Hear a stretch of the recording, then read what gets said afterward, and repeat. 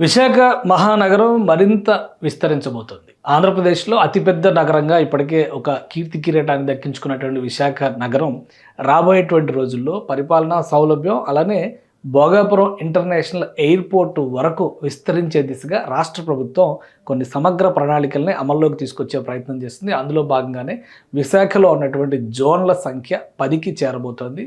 10 జోన్లుగా గుర్తించాలనేటువంటి నిర్ణయానికి రాష్ట్ర ప్రభుత్వం ఆమోదముద్ర తెలియజేసింది. ఈ నేపథ్యంలోనే స్థానిక అధికార యంత్రాంగం దీనిపైన కసరత్తు మొదలుపెట్టింది. రాబోయేటువంటి రోజుల్లో 10 జోన్లకి, ఇప్పుడు 8 జోన్లు ఉన్నాయి, వాటిని 10 జోన్లుగా విస్తరించబోతున్నారు. అలానే ఇక మీదట ఎన్నికల సమయంలో కూడా, అంటే municipal corporation, greater Visakha municipal కార్పొరేషన్కి సంబంధించి ప్రస్తుతం 98 వార్డులు ఉన్నాయి. ఇవి కూడా 2021లో బహుశా ఎలక్షన్స్కి ముందర, స్థానిక ఎన్నికలకి ముందర 81 వార్డుల నుంచి 91 వార్డులకి పెంచారు. ఇప్పుడు ఈ నంబర్ 150కి వెళ్ళేటువంటి అవకాశం ఉంది. అతి త్వరలో మళ్ళీ స్థానిక ఎన్నికలకి ఆంధ్రప్రదేశ్ సన్నద్ధం కాబోతుందన్న విషయం అందరికీ తెలిసిందే.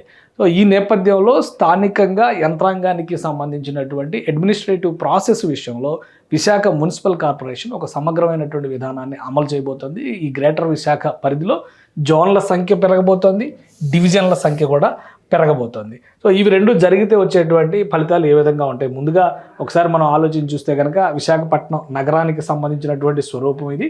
కానీ ఈ స్వరూపం కూడా మీరు ఒకసారి గమనించి చూస్తే కనుక విశాఖపట్నం మున్సిపల్ కార్పొరేషన్కి సంబంధించినటువంటి అఫీషియల్ వెబ్సైట్లో కూడా ఈ జోనల్ స్ట్రక్చర్ ఇవన్నీ చూస్తే మనకి ఒక క్లారిటీ వస్తుంది. సో ప్రస్తుతం విశాఖ నగరం ఇలా విస్తరించి ఉన్నటువంటి నగరం, తీర ప్రాంతంలో విస్తరించి ఉన్నటువంటి నగరం.